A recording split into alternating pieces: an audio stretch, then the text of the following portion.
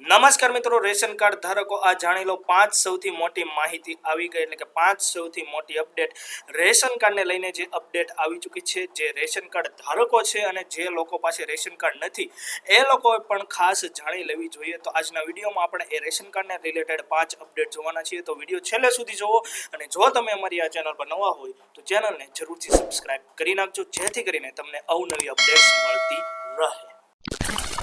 વસ્તી ગણતરીથી થશે ration card રદ. જી હા મિત્રો, વસ્તી ગણતરી તમારી કરવામાં આવશે અને એના આધારે તમારા રેશન કાર્ડ રદ થઈ શકે છે. તો સૌથી મોટી અપડેટ રેશન કાર્ડને લઈને આવી ચૂકી છે. તો અહીંયા તમે જોઈ શકો છો, બિહારના સમસ્તીપુર જિલ્લામાં સાર્વજનિક વિતરણ પ્રણાલી એટલે કે પીડીએસ સિસ્ટમ, પબ્લિક ડિસ્ટ્રીબ્યુશન સિસ્ટમને લઈને એક મોટી કાર્યવાહી હાથ ધરવામાં આવી છે. સરકારી આદેશ મુજબ 19,000 રેશન કાર્ડ ધારકો સામે કાર્યવાહી કરવામાં આવી છે અને 19,000ના જે છે રેશન કાર્ડ ધારકોને જે છે રેશન કાર્ડ રદ કરી દેવામાં આવ્યા છે.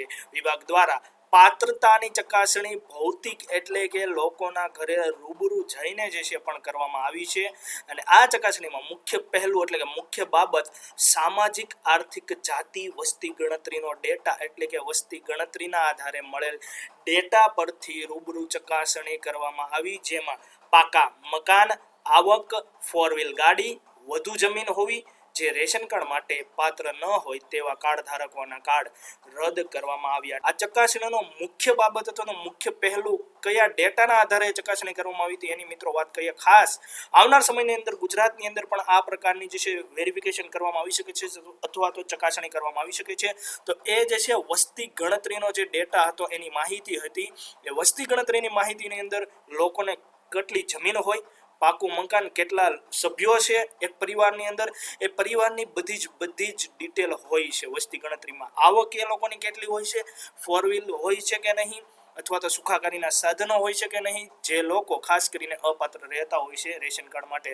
તો ખાસ કરીને ગુજરાતમાં પણ હવે ટૂંક સમયમાં આ પ્રકારની ચકાસણી કરવામાં આવી શકે છે. મળતી માહિતી મુજબ બિહાર ઉપરાંત હાલમાં જે છે આ વસ્તી ગણતરી આધારે જે છે રેશન કાર્ડને રદ કરવામાં આવ્યા છે. બિહારના સમસ્તીપુર જિલ્લાની અંદર કરવામાં આવ્યા હતા, પરંતુ મળતી માહિતી મુજબ હવે જે છે બીજા રાજ્યોમાં પણ આ રીતે ચકાસણી કરવામાં આવશે અને અપાત્ર રેશન કાર્ડ ધારકોના કાર્ડને રદ કરવામાં આવશે. કેન્દ્ર સરકારની સૂચના મુજબ રાજ્યના વિભાગ દ્વારા આ ચકાસણી કરવામાં આવશે, એટલે કે કેન્દ્ર સરકાર ઉપરથી જે છે આદેશ આપશે, ઓર્ડર આપશે અને સંબંધિત જે રાજ્યના જે વિભાગો છે રેશન કાર્ડને લગતા એ લોકો ચકાસણી કરશે. રૂબરૂ તમારા ઘરે પણ આવી શકે છે, જેથી જરૂરિયાતમંદ પાત્ર લાભાર્થીઓને રાશનનો લાભ મળી શકે અને ખોટા અપાત્ર લાભાર્થીઓ જે છે એ રદ થઈ. ત્યારબાદ મિત્રો, હાલમાં ગુજરાતમાં ચર્ચાનો વિષય રેશન કાર્ડને લઈને એ જે છે CBDC process. Ration card CBDC વિશે જે છે આટલું જાણી લો. જે તમારી અંગૂઠા વગર તમે જે છે QR કોડ કરીને જે નવી અત્યારે હાલમાં જે છે ગુજરાતની અંદર ડિજિટલ જે સિસ્ટમ આવી છે, જે પીએનબી ડિજિટલ એપ્લિકેશનના માધ્યમથી તમે ડાયરેક્ટલી રેશન અંગૂઠો આપ્યા વગર લઈ શકો. તો એના વિશેની અપડેટની મિત્રો વાત કરીએ તો હાલમાં જ ગુજરાતમાં રેશન કાર્ડ અંતર્ગત સીબીડીસી એટલે કે સેન્ટ્રલ બેંક ડિજિટલ કરન્સી, ખાસ કરીને ડિજિટલ કરન્સીના સ્વરૂપમાં જે છે હવે ડાયરેક્ટલી તમે જે છે એ રેશન લઈ શકશો. અંતર્ગત ઘણા કાર્ડ ધારકોને વ્હાઇટ લિસ્ટ કરવામાં આવ્યા છે. જે લોકો પીએનબી એપ દ્વારા જે છે ડાયરેક્ટલી QR કોડ સ્કેન કરી ફ્રીમાં મળતા ઘઉં અને ચોખા એપ દ્વારા ડિજિટલ કરન્સીના માધ્યમથી મેળવી શકશે. ન્યૂનતમ ભાવે મળતા ચણા, દાળ, ખાંડના જે છે કાર્ડ ધારકોએ જે છે રોકડા પૈસા ચૂકવવા પડશે. તો ખાસ કરીને આ જે ડિજિટલી જે તમને સીબીડીસી દ્વારા એટલે કે પીએનબી ડિજિટલ જે એપ્લિકેશનનો ઉપયોગ કરીને તમે QR કોડ સ્કેન કરીને જે વસ્તુ મેળવશો, જે અનાજ મેળવશો, એ ફ્રીમાં મળતું અનાજ એટલે કે તમને ઘઉં અને ચોખા જે ફ્રીમાં મળે છે એ જ મેળવી શકશો. બીજી જે ન્યૂનતમ ભાવે જે મળતી વસ્તુ છે એ જે છે ચણા, દાળ હોય, ખાંડ હોય, બરોબર, તો એના માટે તમારે રોકડા પૈસા ચૂકવવા પડશે. વ્હાઇટ લિસ્ટ એટલે શું તેની મિત્રો તો ઘણા લોકોને વ્હાઇટ લિસ્ટની પણ ખ્યાલ હોતો નથી, તો એની મિત્રો વાત કરી દઈએ. જનરલી જે કાર્ડ ધારકના આધાર કાર્ડમાં અને રેશન કાર્ડમાં સમાન મોબાઈલ નંબર હશે તેવા લોકોને હાલ વ્હાઇટ લિસ્ટ કરવામાં આવ્યા છે. ગુજરાતની અંદર જે છે એ લોકો આ એપ્લિકેશનનો ઉપયોગ કરી શકશે, કે એટલે કે આ ડિજિટલ પ્રક્રિયાનો ઉપયોગ કરી શકશે, એટલે કે એ લોકોને વ્હાઇટ લિસ્ટ કરવામાં આવ્યા છે. આધાર કાર્ડમાં જે મોબાઈલ નંબર હોય, એક જ મોબાઈલ નંબર હોય, એ સેમ મોબાઈલ નંબર રેશન કાર્ડમાં એ લોકોએ લિંક કરાવ્યો હોય, અલગ અલગ હશે તો એ લોકોને વ્હાઇટ લિસ્ટ કરવામાં નહીં આવે. તો એવા લોકોને હાલ પૂરતા જે છે વ્હાઇટ લિસ્ટ કરવામાં આવ્યો છે, એટલે કે તે લોકો આ ડિજિટલ સિસ્ટમનો લાભ લઈ શકશે. જે લોકોના આધાર અને રેશન કાર્ડમાં મોબાઈલ નંબર અલગ અલગ હોય તો ગુજરાત સરકારનું જે છે માય રેશન એપમાં મોબાઈલ સીડિંગ પર જઈને મોબાઈલ નંબર અપડેટ કરી શકે છે અને ત્યારબાદ વ્હાઇટ લિસ્ટ થઈ શકે છે. વ્હાઇટ લિસ્ટ ચેક કરવા માટે માય રેશન એપમાં રેશન કાર્ડની વિગત ઓપ્શનમાં લાભાર્થીના નામની પાછળ WL આવું તમને જોવા મળે. WL એટલે કે તમે વ્હાઇટ લિસ્ટ છો, બરોબર છે.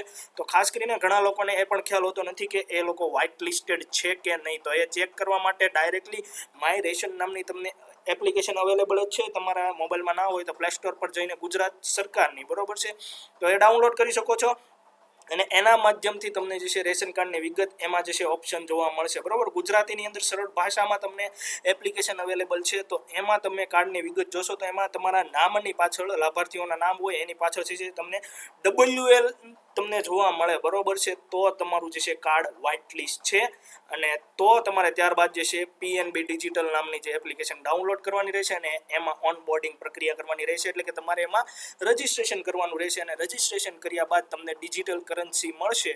એ ડિજિટલ કરન્સી દ્વારા તમે જે રેશનની શોપ હોય ત્યાં જઈને એનો QR કોડ હોય એ ડાયરેક્ટલી એપ્લિકેશનમાંથી તમારે સ્કેન કરી લેવાનો રહેશે. એટલે ડાયરેક્ટલી તમે અંગૂઠો આપ્યા વગર ડિજિટલી સ્પીડમાં ઘઉં અને ચોખા જે ફ્રીમાં મળે છે એ મેળવી શકશો.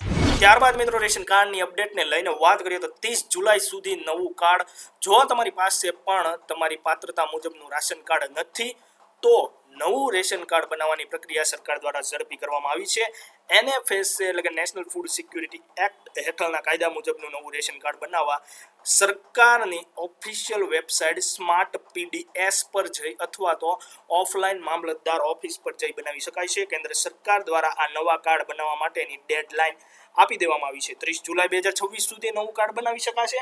નવા કાર્ડ માટેની પ્રક્રિયા ઝડપી કરવા વિડીયો કોન્ફરન્સિંગના માધ્યમથી સમીક્ષા કરવામાં આવી હતી અને જવાબદાર અધિકારીઓને પાત્રતા મુજબ કાર્ડ ધારકોને એટલે કે લાભાર્થીઓને ઝડપી જે છે કાર્ડ મળી જાય તેવી સૂચના આપવામાં આવી હતી. તો આ અપડેટની મિત્રો વાત કરીએ તો હાલમાં જે છે વિડીયો કોન્ફરન્સિંગના માધ્યમથી જે ફૂડ એન્ડ સિક્યુરિટી ડિપાર્ટમેન્ટ કેન્દ્ર સરકારનું એના દ્વારા વિડીયો કોન્ફરન્સિંગ કરવામાં આવી હતી, જેથી કરીને જે નવા લોકોને નવું કાર્ડ મેળવવું છે, જે લોકો પાસે નવું રેશન કાર્ડ નથી, તો એ પ્રક્રિયા ઝડપી કરવામાં આવે એના માટે આખી વિડીયો કોન્ફરન્સ કરવામાં આવી હતી હાલમાં જ અને એની ડેડલાઇન ખાસ કરીને આપી દેવામાં આવી છે. 30 જુલાઈ સુધીમાં જે છે કાર્ડ બનાવવાનું રહેશે અને અધિકારીઓને પણ જે છે સૂચના આપવામાં આવી છે કે આ પ્રક્રિયા ઝડપથી કરવામાં આવે. તો આજના વિડીયોમાં મિત્રો બસ આટલું જ. આશા રાખું છું કે વિડીયોમાં આપવામાં માહિતી તમને પસંદ આવી હશે. જો આ માહિતી તમને પસંદ આવી હોય તો વિડીયોને જરૂરથી એક લાઈક કરી દેજો. અમારી ચેનલ પર નવા હોય તો ચેનલને સબસ્ક્રાઇબ કરી તમારા જરૂરી મિત્રો અને પરિવારજનોની અંદર આ માહિતીને શેર કરી દેજો. આભાર.